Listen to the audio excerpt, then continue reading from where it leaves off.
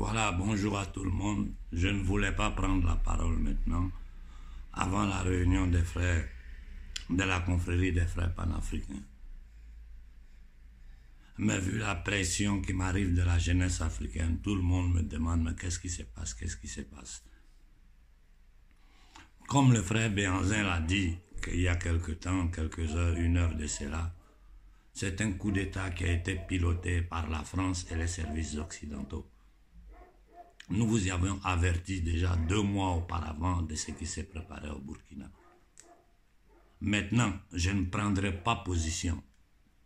Parce qu'on a vu au Mali, il y a eu un coup d'État dans un coup d'État pour pouvoir récupérer le pays. J'attends pour voir ce que ces jeunes-là vont faire. Ce qu'ils doivent comprendre, ce que toute l'Afrique doit comprendre. Je parle des politiciens, des militaires. Aujourd'hui, l'Afrique est arrivée à un point où personne ne peut arriver au pouvoir et penser pouvoir continuer avec les accords coloniaux ou pouvoir continuer avec les micmacs avec les Occidentaux. C'est fini ça. Normalement, nous autres là même, on peut se taire parce que la société civile africaine a tout compris. Le Mali vous a démontré. Vous avez vu au Mali comment le peuple est sorti dans tout le Mali. C'est ça qui fait la légitimité du gouvernement malien. Donc, ceux qui viennent de prendre le pouvoir au Burkina, comme ceux qui ont pris le pouvoir en Guinée, je vous ai dit, moi, je ne suis pas un griot. Je ne suis pas griot de quelqu'un. Ce que je fais là, je ne veux pas de likes, je ne veux pas être leader de quelqu'un, je ne cherche pas quelque chose dedans. Et pourtant, je suis attaqué par la justice, le gouvernement italien. De toutes les façons, ils sont en train de m'attaquer, me terroriser, me menacer de mort. Donc, je n'ai rien à gagner dedans. Je le fais simplement par principe de devoir moral en tant qu'Africain. Et je ne le fais pas seulement pour les Africains. Même ici en Occident, je suis en première ligne dans les combats pour les droits de l'homme. Voilà pourquoi ce système-là est sur moi. Ce système veut me craser à tout prix. Donc, je dis aux gens, le truc a été déjà consommé. Kaboré a été arrêté. Ceux qui vont venir au pouvoir, là, nous attendons leur déclaration, ce qu'ils vont nous dire. Si c'est pour venir nous parler de coopération avec la France, la jeunesse burkinabé sait ce qu'elle doit faire, le peuple burkinabé sait ce qu'il doit faire. Si c'est pour prendre le chemin du Mali, ils savent qu'ils auront le soutien de toute l'Afrique. Et j'ai dit aux militaires, ne tentez pas de libérer Djindéré ou tous ceux qui ont participé à l'assassinat de Thomas Sankara. Sinon, vous allez nous trouver sur votre route. Ça, c'est un. Aux Maliens, je vous dis seulement, des escadrons de la mort ont infiltré le Mali par différentes frontières africaines. Et d'un moment à un autre, ces gens-là peuvent rentrer en action. Moi, ma position, tout le monde la connaît. Je vous ai toujours dit, et vous allez vous rendre compte avec le temps que tout ce que je vous ai dit est la vérité. Tant que la France sera au Mali, le Mali n'aura pas la paix. La seule solution que nous avons à faire, c'est couper totalement les rapports diplomatiques avec la France. Chasser l'ambassadeur de France du Mali. 1. Demander le départ de toutes les bases militaires françaises du Mali. Et imposer à la communauté internationale que la France sorte des discussions du Mali. Le premier ministre Choguel l'a dit. Nous avons les preuves que la France est derrière tout ce qui s'est passé au Mali. Ce n'est pas moi qui le dis, c'est une autorité malienne qui le dit. Et elle l'a dit aux yeux du monde entier. Personne n'a pu contester parce que tout le monde sait que c'est la vérité. Donc un pays qui sème la zizanie chez nous ne peut pas participer au débat de réconciliation, au débat sur les élections ou quoi que ce soit au Mali. Arrêtez de vous foutre des Africains. Quand je vous disais que le gars du Ghana n'était pas un panafricain, il y a des gens qui se sont pris à moi. Aujourd'hui, ça est sous les yeux de tout le monde. Je le savais parce que j'ai regardé dans les cartes. Pour aller dénoncer la France à la Cour pénale, il a fallu regarder dans les cartes. Quand on vous parle, écoutez-nous. Donc, pour le moment, je demande à tout le monde de rester calme. Restez calme. Et observons pour voir dans les prochains jours, les prochaines heures, quelles seront les déclarations de ces militaires, quelles sont les positions qu'ils vont prendre. Je vous dis seulement, je dis aux militaires burkinabés, ne tentez pas de jouer avec le futur de la jeunesse burkinabé. Ne tentez pas ça. Comme je l'ai dit à ceux de la Guinée, ils sont en train de sauter à droite, à gauche. Je les regarde et j'espère pour eux qu'ils sont en train de travailler. Je dis bien, j'espère pour eux qu'ils sont en train de travailler dans le sens du panafricanisme, dans le sens de la libération du peuple africain.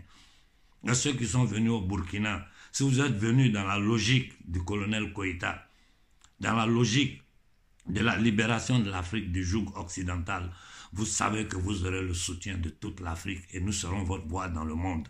Mais si vous tentez de jouer aux 3 cartes, sachez que vous allez mal finir.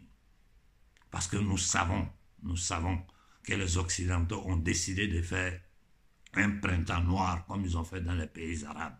Changer, faire des régimes change, mettre de nouvelles personnes et continuer à piller. Ils l'ont fait dans les pays arabes. Voilà l'Égypte aujourd'hui, voilà la Tunisie sous nos yeux.